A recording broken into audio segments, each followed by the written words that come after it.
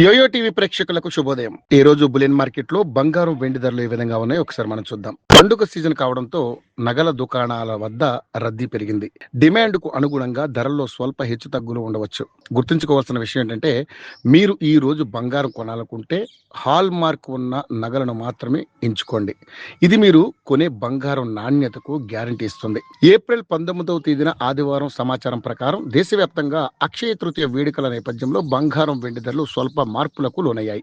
అక్షయ తృతీయ కారణంగా బంగారం షాపులు మహిళలతో కిటకిటలాడుతుంటాయి. ఈ రోజు బంగారం కొనుగోలు చేస్తే మంచిదని నమ్ముతుంటారు.